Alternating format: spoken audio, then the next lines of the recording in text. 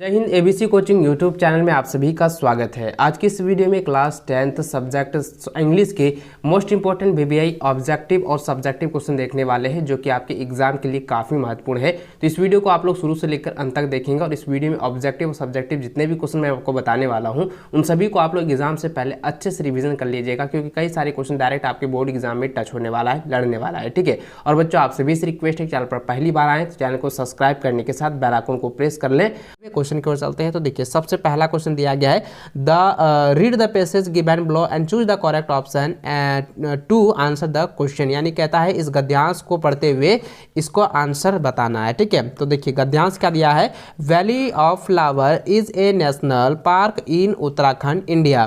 तो आप दोस्तों इस गद्यांश को आप लोग अच्छे से पढ़ लेना। इसका मैं डायरेक्ट आंसर बता देता हूं। तो देखिए, सबसे पहला सवाल दिया गया है, पहला प्रश्न है, the valley of flower in is in, यानी कि द वैली ऑफ फ्लावर जो है कहाँ पर है, तो ये उत्तराखंड में, क्योंकि हम लोगों ने पैसेज में पहले ही फर्स्ट लाइन में फर्स्ट एरो में ही हम लोगों ने पढ़ा है। तो ये इसका आंसर क्या हो जाएगा, ऑप्शन बी हो जाएगा, उत्तराखंड। इसको अच्छे से जो है नोट कर लीजिए। और दोस्तों, आपने अभी तक जो है मॉडल पेपर को प्रिंट नहीं करवाया है तो उसको जो है प्रिंट ज़रूर करवा लीजिएगा। मैं नहीं कहता हूँ कि आप लोग PDF से नहीं पढ़ते हैं, तो PDF से भी पढ़िए, लेकिन मॉडल पेपर को अगर प्रिंट करा कर पढ़ते हैं तो ये काफ़ी ज़्यादा आप लोगों के लिए हेल्पफुल होगा और आपकी तैयारी जो है काफ़ी बेहतर रहेगी। ठीक है। चलिए, अगला क्वेश्चन यहाँ पे दिया गया है, why is this valley famous for, यानी कि वैली जो है किसके लिए जो है फेमस है। तो इसका आंसर क्या जाए, एप्लियन फ्लावर, जो कि ऑप्शन नंबर डी में इसका सही आंसर दिया हुआ है। ठीक है। क्योंकि आप गद्यांश पढ़ेंगे, इसका ऑलरेडी आप लोगों को पता चल जाएगा किसके लिए फेमस था, तो एप्लियन फ्लावर के लिए। ठीक है। ऑप्शन नंबर डी इसका सही आंसर होगा। अगला क्वेश्चन 3 नंबर दिया गया है, why this valley is a world heritage seat. तो इसका आंसर हो जाएगा ऑप्शन सी हो जाएगा, बोथ ए एंड बी, यानी कि because of its parenting beauty and because of the mystical surroundings. तो ये दोनों जो है इसका सही आंसर होगा, इसलिए ऑप्शन सी जो है इसका सही आंसर होगा। ठीक है। ऑप्शन सी इसका राइट आंसर होगा। इसको अच्छे से कॉपी में नोट कर लें।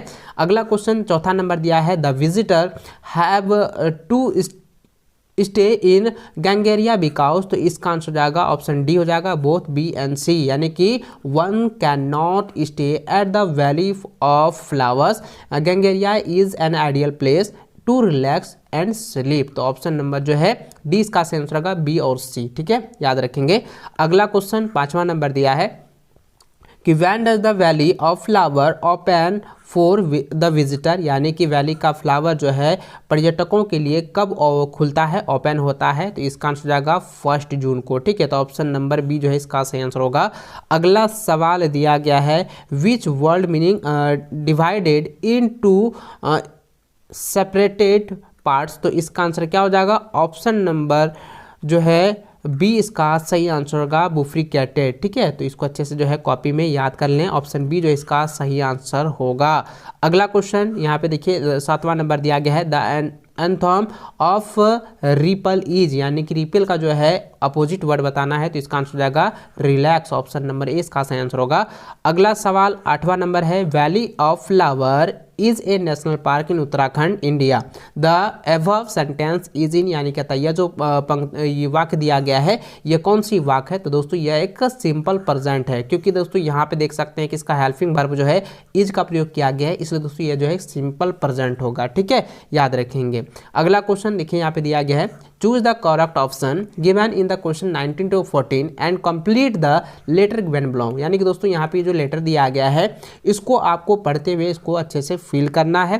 तो देखिए, सबसे पहला दिया है, old HB road, Kokar, Ranchi, 17 नवंबर 2020। उसके बाद दोस्तों अगर हम किसी को पत्र लिखते हैं तो सबसे पहले हम क्या करते हैं, पीरिय का प्रयोग करते हैं, यानी कि डियर का प्रयोग करते हैं। यहाँ आप लिखेंगे dear Aman, I am very happy, यहाँ लिखेंगे very happy to know that have got first position in the 10th board. We are very happy to find, यहाँ पे लिखेंगे फाइंड, FIND। ठीक है, यहाँ पे याद रखिएगा। इसको हम क्या लिखेंगे, very happy to find your name in the merit list, the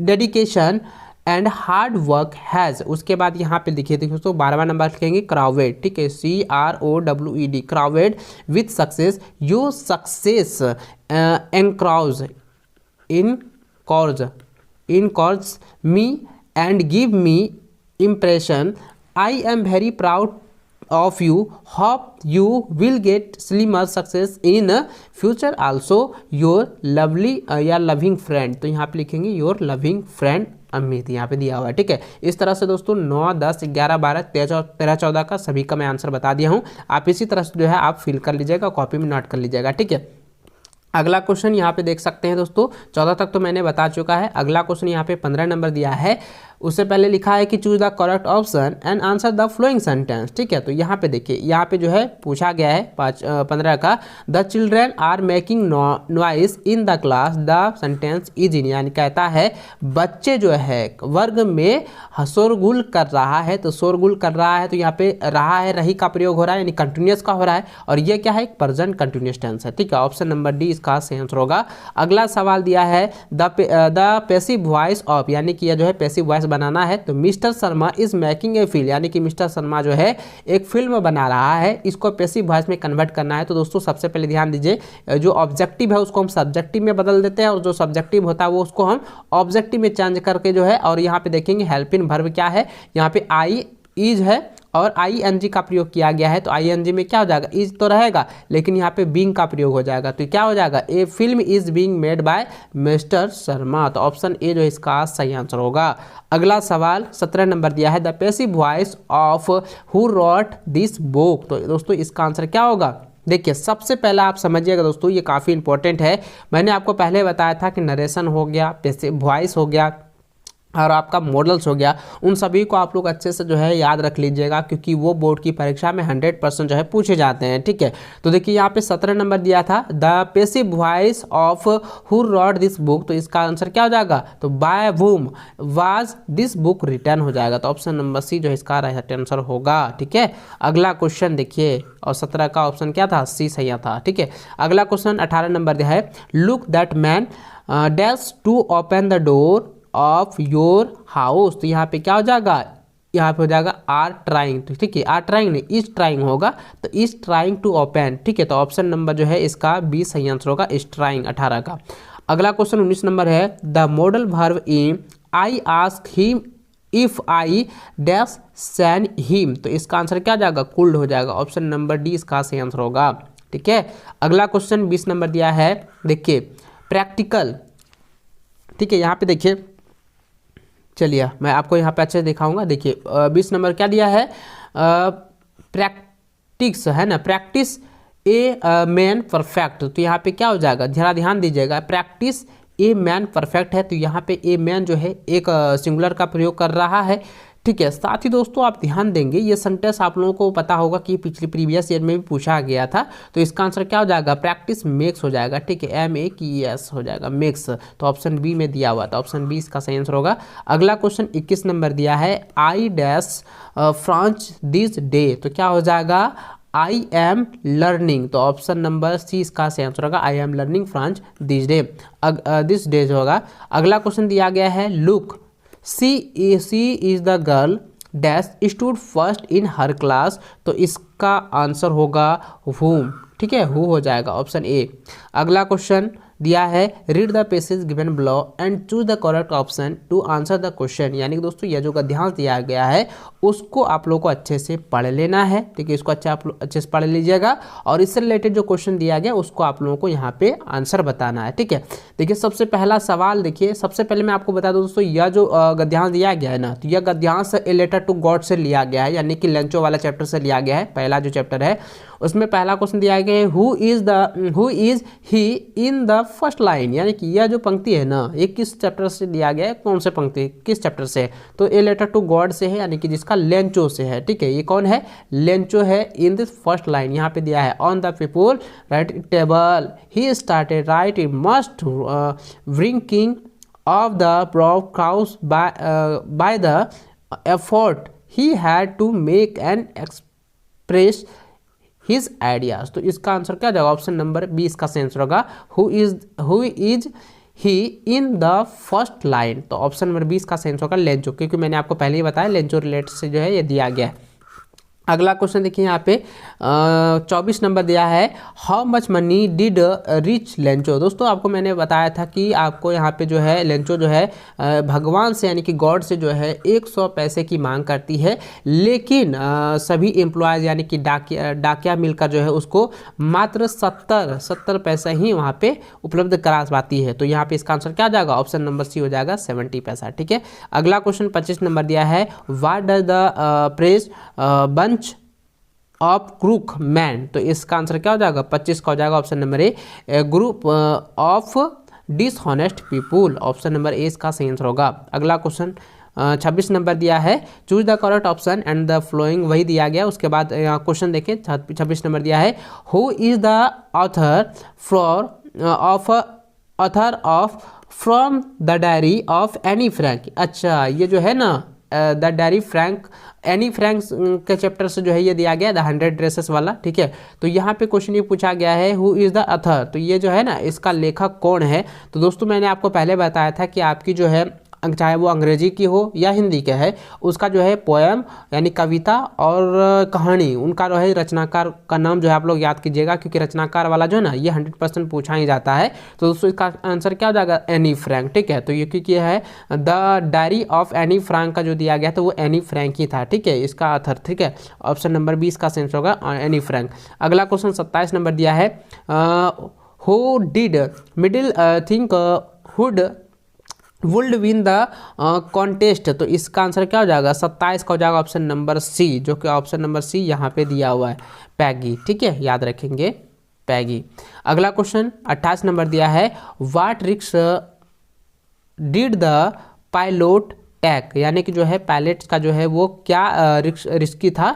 तो दोस्तों इसका आंसर क्या हो जाएगा, 28 का हो जाएगा ऑप्शन नंबर सी हो जाएगा, flying the old Dakota straight into the storm. ठीक है, तो ऑप्शन नंबर सी सही इसका सही आंसर होगा। अगला क्वेश्चन 29 नंबर दिया है, what was the immediate reaction of the postman seeing the letter, यानी कि दोस्तों जो लेंचो है ना, लेंचो जो है जब वो लेटर को पढ़ता है तो उसका कैसा रिएक्शन होता है। ठीक है, वो कैसा रिएक्ट करता है। तो इसका आंसर क्या जाएगा, वो हंसता है, यानी कि जो है लेटर का जो लेंचो का जो लेटर पोस्टमैन पढ़ा था तो उसका रिएक्शन क्या था, वो काफ़ी हंसने लगा था। ठीक है, तो इसका आंसर क्या हो जाएगा, देखिए 29 का जो ऑप्शन होगा बी सही आंसर होगा, लाफ्ड वुल हार्टली, यानी कि वो जोर जोर से जो है सभी मिलकर हंसने लगा था। ठीक है, ऑप्शन 20 का सही आंसर होगा।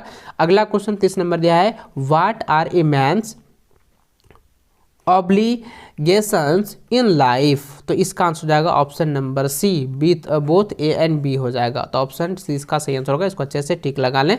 अगला क्वेश्चन 31 नंबर दिया है, what does Amanda considered her self. तो इसका आंसर क्या हो जाएगा, एन और फैन। ठीक है, ऑप्शन ए इसका सही आंसर होगा। अगला question the baker or the bread seller of those day had a peculiar dress now as. तो इसका आंसर होगा बचवा ऑप्शन नंबर सी, यानी कि काबाई। ठीक है, ऑप्शन सी इसका सही आंसर होगा।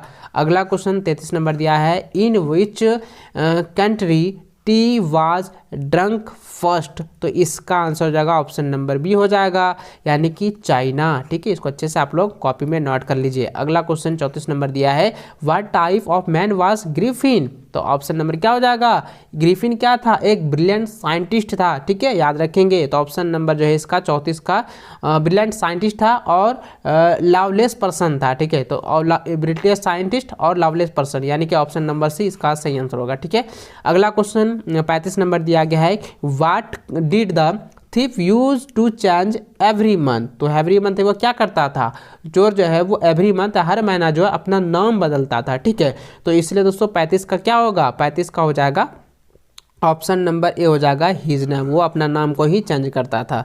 अगला क्वेश्चन 36 नंबर दिया है, who is the writer A Trump of surgery. ठीक है, ट्रम्प ऑफ सर्जरी का जो है राइटर है वो कौन सा है, तो ट्रम्प ऑफ सर्जरी का जो राइटर है वह है जेम्स हैरियट। तो ऑप्शन नंबर 20 का सही आंसर होगा। तो आप लोगों ने पढ़ा होगा बच्चा कि जेम्स हैरियट का रिलेटेड, और मैंने बताया था ना कि सभी राइटर का नाम याद रख लेना। ठीक है, देखिए ये बार बार पूछा जा रहा है। अगला क्वेश्चन देखिए 37 नंबर दिया गया है कि हु वाज असेबल। तो असेबल क्या है, असेबल क्या है आपको मैं पूछ रहा हूँ, असेबल क्या है? असेबल तो एक सीक्रेट एजेंट था ना, ठीक, जो कि मैक्सवेल को पकड़ने वाला था, ठीक है। तो इसका आंसर क्या हो जाएगा यहाँ पे ऑप्शन नंबर सी हो जाएगा, एक सीक्रेट एजेंट था, ठीक है।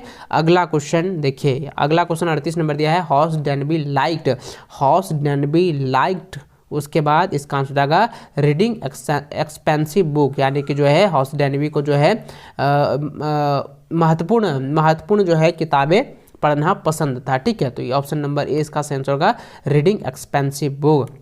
अगला क्वेश्चन 39 नंबर दिया है मिसेस लॉजल ब्रोवेड ए डैश फ्रॉम मैमन फॉरेस्टर। तो इसका आंसर हो जाएगा 39 का ऑप्शन नंबर बी हो जाएगा ए नेकलेस, ठीक है। एक नेकलेस वाला आप लोग पढ़ा होगा, उसका जो है नेकलेस गुम हो जाता है, तो वो वाला कहानी तो आप लोगों ने पढ़ा होगा। अगला क्वेश्चन 40 नंबर दिया गया है कि what was Bolly real name, Bolly का जो है रियल नाम क्या है, उसका नाम है सुलेखा। तो ऑप्शन नंबर बी इसका सही आंसर होगा। दोस्तों इस वीडियो में जो ऑब्जेक्टिव का जो है 40 का 40 क्वेश्चन मैंने आपको बताया है, और इसमें से कई सारे क्वेश्चन आप लोगों को पहले से ही आप लोगों को पता होगा, और कितने क्वेश्चन आपको पता है मुझे नीचे कमेंट बॉक्स में कमेंट करके आप जरूर बताएंगे। इससे पहला सवाल आप हमारे स्क्रीन पर देखें तो यहाँ पे दिया गया है कि read the passage given belong the end answer any 5 question, यानी कि दोस्तों यह जो है पैसेज दिया गया है, इस पैसेज को पढ़ते हुए जो है इससे संबंधित जो क्वेश्चन आंसर है उसको आप लोगों को यहाँ पे देखना है, ठीक है। इसका जो प्रश्न है उसको आंसर आपको देने हैं। तो देखिए यहाँ पे मैं एक लाइन पढ़ देता हूँ। यहाँ पे लिखा है the horse is a domesticated one toed hoofed mammal. तो इसको आप लोग जो है ना अच्छे से पढ़ लेना है, ठीक है। चलिए मैं इसका डायरेक्ट आंसर बता देता हूँ। देखिए यहाँ पे सबसे पहला इस पैसेज का आंसर क्वेश्चन दिया गया है कि what is the life span of domesticated horse. तो इसका आंसर क्या हो जाएगा 25 to 30 ईयर्स, क्योंकि दोस्तों यह जो है ना पहले ही पैराग्राफ में दिया गया है। मैं आपको दिखा देता हूँ, ये देखिए सबसे पहला ही पैराग्राफ में यहाँ पे दिया हुआ है the nature life span of domesticated horse is about 25 and 30 years, ठीक है। तो आप जो है इसका डायरेक्ट सिर्फ लिख देंगे 25 and 30 ईयर्स, ठीक है। इसको यही आपका आंसर हो जाएगा। चलिए आगे क्वेश्चन की ओर बढ़े। तो यहाँ पे दूसरा नंबर क्वेश्चन दिया गया है कि how can one count a horse age. तो इसका आंसर आपको देने हैं कि one can tell a horse's age from the number of teeth it has. ये आपका आंसर हो गया, ठीक है। तीसरा क्वेश्चन है why is it not safe to stand behind a horse. तो इसका आंसर आपको देने हैं the only place they can not see is directly behind और right in front for them, therefore it is unsafe to stand behind a horse। तो ये आपका answer हो गया, ठीक है। इन सभी क्वेश्चन को आप अपने कॉपी में नोट करते जाएंगे, ठीक है। मैं बार बार कह रहा हूँ कि कॉपी में नोट कर लेना, क्योंकि एग्जाम से पहले ना आप इतना सारा जो है आप तो इधर उधर नहीं खोजोगे ना, इसलिए आप जैसे ही नोट करेंगे तो वहाँ पे नोट सिर्फ नोट कॉपी आप उल्टा कर देख लेंगे ना, तो आपका पूरी तरह से रिविजन अच्छे से हो जाएगा, ठीक है। चलिए अगला क्वेश्चन देखिए, चौथा नंबर दिया गया है how does horses help humans. कहता है मानव की जो है हॉर्सेस जो है किस तरह से मदद करती है। तो बहुत प्रकार से जो है मदद करती है। तो उसका आंसर इस प्रकार आपको लिख देने हैं the horses help human such a serving as means of transportation source so entertainment ETC, ठीक है। मनोरंजन के लिए भी हॉर्स जो है काफ़ी मदद करता है, ठीक है, और ट्रांसपोर्टेशन के लिए भी काफ़ी मदद करता है। आपने देखा होगा दोस्तों टमटम गाड़ी, ठीक है। टमटम में क्या होता है, हॉर्स रहता है, घोड़ा होता है, जो कि 2 चक्के को खींचती है, जिस पर कोई जो है कुछ सामान जो है इधर से उधर वो ले जाया जाता है टमटम के माध्यम से, ठीक है, आपने देखा होगा। चलिए अगला क्वेश्चन की ओर बढ़े। देखिए 5वां नंबर क्वेश्चन दिया गया है कि find out the anthems of indirectly from the giving passage. यानी कि इनडायरेक्टली का जो है अपोजिट वर्ड, यानी कि जो है विपरीत शब्द यहाँ पे ढूंढना है। तो इनडायरेक्टली का क्या होता है डायरेक्टली, तो इसका डायरेक्टली आंसर लिख क्या देंगे डायरेक्टली लिख देंगे, जो कि मैंने पैसेज में पढ़ा हुआ है, ठीक है। चलिए अगला क्वेश्चन देखिए, लिखा है make meaningful sentence with the giving word. यानी कि दोस्तों यहाँ पे जो है ना 2 शब्द दिए गए हैं, इसको जो है आपको वाक्य बनाना है, ठीक है। तो यहाँ पे पहला दिया है इंटरटेनमेंट, तो इंटरटेनमेंट का वाक्य बनाएंगे a cinema is a place of entertainment, ये हो गया। और दूसरा दिया है प्रिवेंट्स, तब प्रिवेंट का लिखेंगे गुड वॉच प्रिवेंट्स मिस मिसफॉर्ट्यून। ठीक है, तो ये आपका आंसर हो जाएगा। इसी को जो है आप लोग अच्छे से रट लेंगे। ठीक है, चलिए अगला क्वेश्चन देखिए, यहाँ पे दिया है कंप्लीट द सेंटेंस। यानी कि दोस्तों यहाँ पे ना ये सेंटेंस दिया गया है द हॉर्स इज द डेमोस्टिकेटेड। तो इसको ना आप लोग ढूंढ कर जो है यहाँ पे फिल करना है। ठीक है, तो मैंने यहाँ पे पूरी तरह से ढूंढ कर जो है आपका आंसर यहाँ पे निकाल दिया हूँ। तो इसका देखिए क्या लिखेंगे, the horse is a domesticated one told hoop mammal. ठीक है, तो यहाँ तक आप लिख देंगे। ठीक है, उसके बाद दूसरा यहाँ पे दिया है one can tell horse's age. तो इसका आगे लिखेंगे from the number of teeth it has. तो इस तरह से आपको यहाँ तक पूरी तरह से कंप्लीट कर देनी है। ठीक है, चलिए अगला क्वेश्चन जो है आपका राइटिंग से यहाँ पे दिया गया है, जिसमें कि यहाँ पे क्वेश्चन दिया गया है stamped any two attempt any two in about 80 and 100 question 10 is compulsory. यानी कि यहाँ पे देखिए दोस्तों, यहाँ पे कह रहा है कि इसमें जो है ना 3 क्वेश्चन दिए गए हैं, तीनों में से मात्र 2 ही सवाल का आप जवाब देना है, जिसमें कि आपका जो है 2 अनिवार्य है। ठीक है, तो देखिए 10वां नंबर जो है वो पूरी तरह से अनिवार्य है, 8 और 9 जो है इनमें से जो है कोई एक आपको लिखना है। मैं जो है पूरी सभी का मैंने आंसर आप लोगों को बताया हूँ, इन सभी को आप लोग अच्छे से तैयार कर लीजिएगा। क्यों अथवा में आप पड़े रहेंगे, आपको सारी तैयारी करनी है। ठीक है, चलिए देखिए यहाँ पे 8वां नंबर क्वेश्चन दिया गया है write a letter to younger brother describing him a importance of time. यानी कहता है अपने यंगर ब्रदर को एक लेटर लिखो जिसमें कि टाइम का महत्व यानी कि समय के महत्व के बारे में उसे बताओ। ठीक है, तो चलिए लेटर किस तरह से लिखेंगे, यहाँ पे ध्यानपूर्वक मेरी बातों को सुनिएगा और इसको अच्छे से देखते जाएंगे। ठीक है, इसको कॉपी में नोट करते जाएं। देखिए सबसे पहले क्या लिखेंगे, जहां से आप लेटर लिख रहे हैं, जैसे कि यहाँ पे हमने यहाँ पे एड्रेस लिखा है रांची। ठीक है, रांची जगह पे मैंने लिखा है। अगर आप एग्जाम हॉल से लिख रहे हैं तो यहाँ पे इस जगह पे आपको एग्जाम हॉल लिख देना है, और कौन सा डेट पे लिख रहे हैं वो आपको यहाँ पे डेट बता देना है, या कि आज का डेट मैंने यहाँ पे लिखा हुआ है। ठीक है, तो उसके बाद लिखेंगे डियर जावेद, तो आपको यहाँ पे जो है अपना फ्रेंड यंगर ब्रदर का नाम लिख देना है। उसके बाद आगे लिख देना है I got your letter, I come to know that you were among the top 10, God will crown you white greater success in the future, perhaps you still do not use must of the time in studies, I am telling this because I know your capability, you can be first in your class and will always be at the top level of anything concerned, but for this you have to labor hard, as we saw so we reap. This is the time in which you have to know as much as you can, so that when you reap you will have the described result. Time and tells wait for no one, so do not waste your time in anything impropriety. It is time which turned metal into gold and or iron. Please tell me now how you are using the best of your time. इस तरह से जो है आपको यहाँ पे बीच में परिभाषा लिख देने हैं। उसके बाद दोस्तों आपको कोने में जो है यहाँ पे लिखना है योर एल्डर ब्रदर, जैसे कि मैंने आपका यहाँ पे जो है मैंने अपना नाम यहाँ पे लिखा हुआ है कविराज, इसी तरह से आपको अपना नाम लिख देना है। उसके बाद इस जगह जो है आपको यहाँ पे अपना एड्रेस भर देने हैं। ठीक है, यहाँ पे आपको अपना एड्रेस लिख देंगे। ठीक है, आप यहाँ तक समझ गए किस तरह से आपको जो है लेटर लिखने हैं। आगे देखिए यहाँ पे जो एक सवाल आपका 9 नंबर दिया गया है, write an application to the headmaster of your school asking him to make a book available in the school library। यानी दोस्तों यहाँ पे ये कह रहा है कि आप अपने प्रधानाध्यापक को जो है यानी कि हेडमास्टर को जो है एक आवेदन पत्र लिखे, जिसमें कि आपके स्कूल की जो लाइब्रेरी है उसमें और सारे जो है बुक व्यवस्था करने की यहाँ पे मांग संबंध के बारे में लिखना है। ठीक है, चलिए इसको हम कैसे लिखेंगे, सबसे पहले यहाँ पे ध्यान दीजिए, ढांचा आपको यहाँ पे समझना है। सबसे पहले आप यहाँ देखिए, सबसे पहले आपको लिखना है टू द हेडमास्टर, उसके बाद अपना योर स्कूल नाम। यहाँ पे देखिए मैंने जो है यहाँ पे सिर्फ योर स्कूल नाम दिया है, तो यहाँ पे अपना स्कूल का नाम लिखेंगे। उसके बाद लिखेंगे subject request for availability of books in the library. ठीक है, उसके बाद आगे लिखेंगे sir with due respect and humble submission, I beg to state that I am studying in class 10 at your school.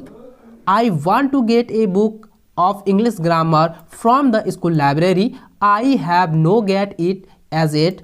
I am feeling that the school library does not have subs and number of this book.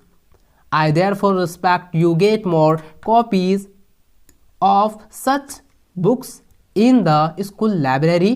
Thank you. उसके बाद आपको यहाँ पे कोने में लिख देने हैं योर फेथफुल। ठीक है, यहाँ पे आपको क्या लिखने हैं, योर फेथफुल लिख देना है। उसके बाद दोस्तों यहाँ पे जो है ना आपका जो है क्लास कौन सा है, आपका यहाँ पे क्लास भर देने हैं। उसके बाद आपको यहाँ पे रोल नंबर लिख देने हैं। ठीक है, यहाँ तक जो आपको फिल करना है, जो कि यहाँ पे देख सकते हो दूसरे पेज में यहाँ पे आ चुका है। ठीक है, इसको यहाँ पे आपको लिख देना है। ठीक है, चलिए इसको अच्छे से समझ गए, इसको आप लोग कॉपी में नोट करते जाइएगा। ठीक है, चलिए आगे क्वेश्चन यहाँ पे देखिए 10वां नंबर जो काफ़ी इंपॉर्टेंट है और ये जो है अनिवार्य है, आपको अच्छे से इसको जो है तैयार करनी है। देखिए यहाँ पे क्वेश्चन ये दिया गया है, write a paragraph on the happiest day in your life, यानी कि आपके जो है लाइफ में हैप्पीस्ट डे के बारे में आपको पैराग्राफ लिखना है, निबंध लिखना है, संबंध बताना है। ठीक है, चलिए इसको हम कैसे यहाँ पे लिखेंगे ध्यान दीजिएगा और इसको अच्छे से आप लोग कॉपी में नोट करते जाएं, इसको अच्छे से याद कर लीजिएगा। ठीक है, सबसे पहले लिखेंगे shall I ever forget the day which brought my fortune. ठीक है, यहाँ पे फॉर्चून है। उसके बाद यहाँ आगे लिखना है the memory of the happiest day in my life is still press in my mind when I woke up in the morning I could not accept that it would be a lucky day as I look a glance at the newspaper laying on the table. I found to my surprise that I had won the first prize in the lottery. My mother embraced longingly as announced the news. I was seventh heaven with excitement. It was a stroke of luck and I had become rich in a moment. I would not read have I would spend that hug amount of money. I was lost in a world of dream. इस तरीके से जो है आपको the happiest day of life के बारे में लिख देने हैं। ठीक है, यहाँ तक समझ गए, इसको आप कॉपी में नोट कर लीजिएगा। चलिए अगला क्वेश्चन आपका देखिए, यहाँ ग्रामर से लिया गया है, जिसमें कि यहाँ पे दिया गया है fill in the blanks with suitable modals given below, यानी कि यहाँ पे जो है 3 जो सवाल दिए गए ना, इसमें आपको मॉडल भरना है माइट, कुल और मे। मैंने यहाँ पे पहले ही भर चुका है। माई सिस्टर कुल डांस व्हेन शी वाज 5। दूसरा में देना है मे गॉड ब्लेस यू। तीसरा में देना है Amar worked hard so that he might pass. ठीक है, इसको अच्छे से याद रखेंगे। ठीक है, इसको अच्छे से आप लोग जो है कर लीजिएगा। चलिए अगला क्वेश्चन देखिए, यहाँ पे दिया गया है 12वां नंबर दिया गया है कि transform the flowing sentence as directed. तो यहाँ पे ध्यान दीजिएगा, यहाँ पे जो डायरेक्शन दिया जा रहा है ना, जो निर्देश दिया जा रहा है उसके अनुरूप जो है ये वाक्य को जो है बदलना है। तो सबसे पहला देखिए 12 का ए नंबर दिया है कि Anita is too lazy to write, यानी कि इसको जो है रिमूव टू में बदलना है। तो रिमूव टू में कैसे लिखेंगे, Anita is so lazy that she can not right, यानी कहता है अनीता जो है बहुत दम लेजी है, वह जो है नहीं लिख सकता है। ठीक है, तो इसको यहाँ पे नहीं लिख सकती है, इस प्रकार से आपको रिमूव टू में बदल देना है। दूसरा जो है बी नंबर दिया है कि who is not afraid of death, तो इसको जो है इनटू एसरेटिव में लिख देना है, यानी सकारात्मक में लिखना है। तो आपको किस तरह लिखेंगे, हु इज नॉट का क्या होता है, एवरीवन होता है, तो एवरीवन लिखेंगे। उसके बाद वर्ब का पहला रूप में एमिजार का लिखेंगे, यहाँ क्या था सहायक क्रिया में एमिजार था ना, लिखेंगे everyone is afraid of death, इस तरह से हो गया। ठीक है, उसके बाद दोस्तों सी नंबर दिया है कि Radha said to me please help me to lift the box, तो इसको जो है इनडायरेक्ट स्पीच में बदलना है। तो इनडायरेक्ट स्पीच में किस तरह से बदलेंगे, Radha request me you help me lift the box, तो ये हो गया। ठीक है, इस प्रकार से जो है ये 12 का भी आंसर हमने आप लोगों को बता दिया है, इसको अच्छे से आप लोग कर लीजिएगा। और साथ ही दोस्तों remove to, passive voice, active voice और डायरेक्ट इनडायरेक्ट स्पीच, इस सभी ग्रामर को आप लोग अच्छे से रिवीजन कर लीजिएगा, क्योंकि इस बार बोर्ड की परीक्षा में पूछे जाएंगे और बार बार पूछे जाते हैं। इसलिए मैं कहता हूं कि ग्रामर वाला जितना भी है ना, रिमूव टू हो गया, वॉइस हो गया और स्पीच हो गया, इनडायरेक्ट स्पीच, नरेशन, ये सभी को आप लोगों को अच्छे से तैयार कर लेने हैं। ठीक है, चलिए अगला सवाल जो है लिटरेचर से है, यानी कि छोटा जो पतला वाला किताब है ना, उससे यहाँ पे दिया गया है, जो कि पोएम है। देखिए यहाँ पे पहला 13 नंबर दिया है, read the extract given below and answer the question that follow. तो यहाँ पे देखिए दिया गया है, I am in orphan roaming the street, I patter soft dust with my husband bare feet, the silence is golden the freedom is sweet. तो ये जो है पोएम जो दिया गया है इसको आप लोग अच्छे से पढ़ेंगे। यह जो पोएम है ना, यह किसका है? यह पोएम अमांडा का यहाँ पे दिया गया है, अमांडा से ये लिया गया है, ठीक है। तो देखिए आगे यहाँ पे देखिए क्वेश्चन क्या है कि name the poem from where this extract has been taken. कहता है यह जो पोएम है किस शीर्षक से ली गई है? तो दोस्तों इसका शीर्षक क्या है? तो इसका पोएम का कविता का नाम है अमांडा। तो यहाँ पे अमांडा लिख देंगे, ठीक है। उसके बाद अगला क्वेश्चन दिया है कि who has written this line. कहता है कि यह जो पंक्ति है ना, ये किसने लिखा है? तो इसका राइटर का नाम क्या है? Robin Klein. तो यहाँ पे लिख देंगे रॉबिन क्लेन राइटर, ठीक है। इसी तरह से लिखेंगे।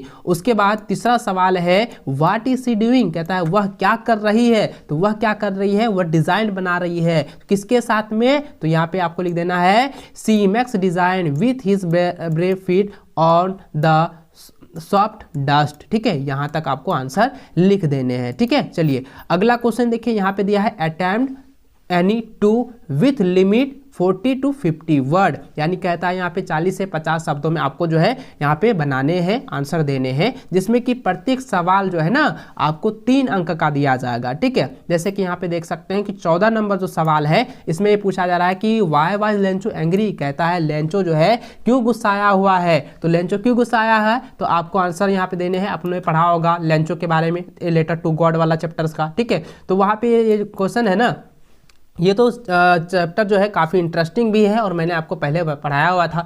तो यहाँ पे देखिए क्वेश्चन जो दिया गया था कि वाई वाज लेंचो एंग्री, तो यहाँ पे आपको आंसर देने हैं Lencho was angry when he counted the money, यानी कि जब वो पैसा गिन रहा था ना तभी उसको वो जो है काफ़ी गुस्सा आ गया था, ठीक है।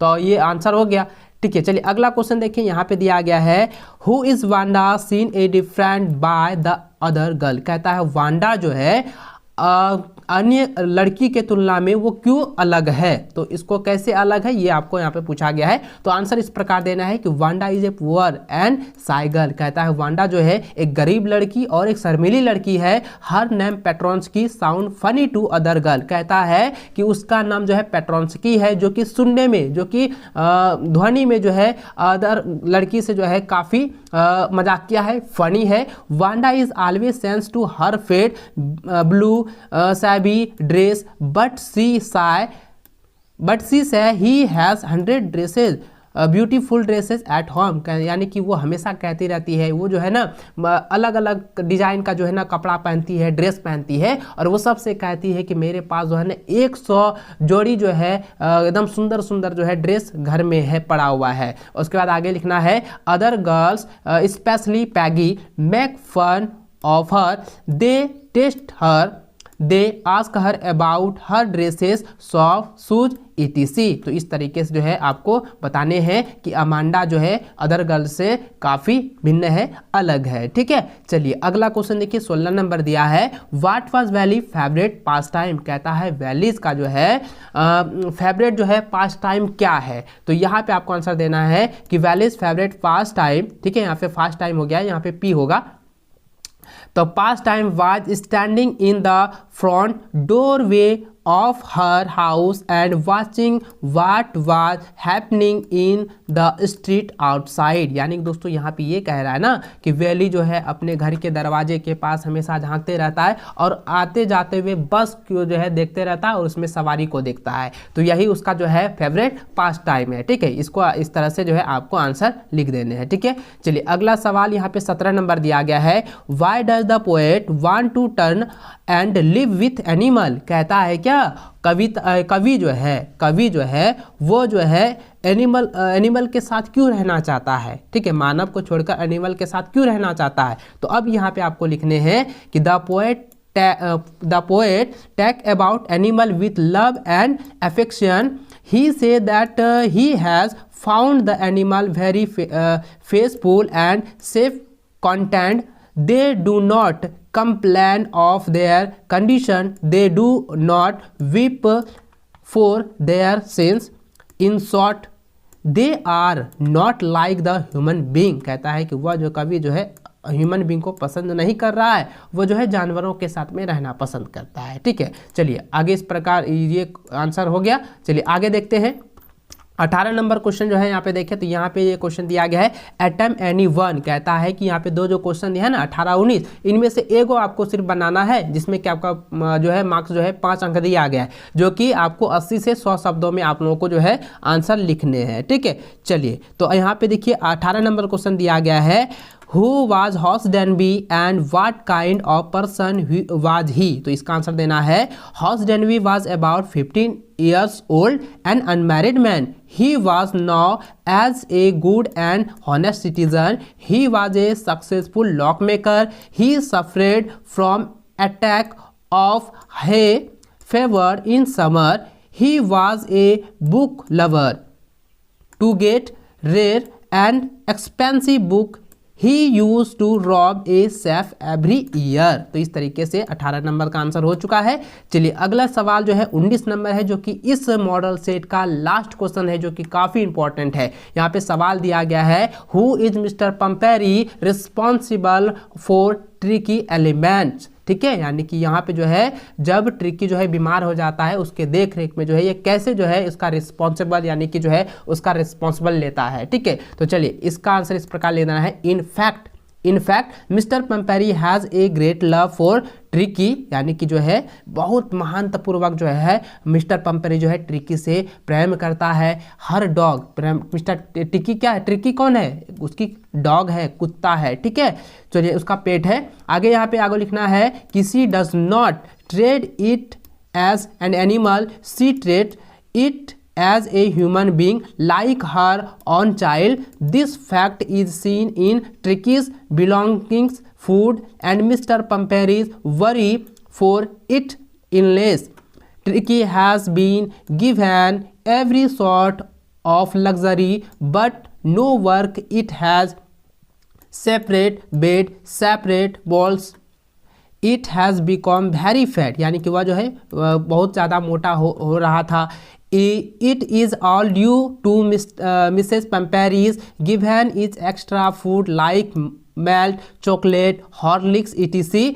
The result is that Tricky fell ill because it has no exercise. Mr. Pamperi's worried are great. She called Mr. Harriet, a veterinary surgeon. He take Tricky to his surgery.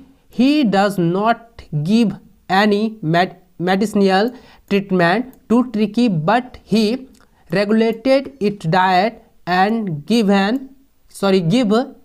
physical exercise. Tricky is all right again, यानी कि doctor ये कह रहा है कि खाना वाना छोड़कर अगर उसे एक्सरसाइज कराया जाए तो वो फिर से जो है यानी कि जो है दैनिक एक्सरसाइज कराया जाए तो वो जो है फिर से ठीक हो सकता है। ठीक है, यहाँ पे वो डॉक्टर कह रहा है मिस्टर पंपेरी को ट्रिकी के बारे में। ठीक है, तो दोस्तों इस वीडियो में जो है मैंने आप लोगों को जो है 19 के 19 क्वेश्चन का जो है टोटल जो है कंप्लीट सोल्यूशन आप लोगों को बताया है। इन सभी आंसर को जो है आप अपने कॉपी में नोट करते जाइए, और साथ ही दोस्तों अगर आप वीडियो अच्छी लगे तो वीडियो को लाइक अपने सभी दोस्तों के साथ शेयर जरूर करते जाइएगा, और चैनल पर नए हैं तो चैनल को सब्सक्राइब कर लीजिए।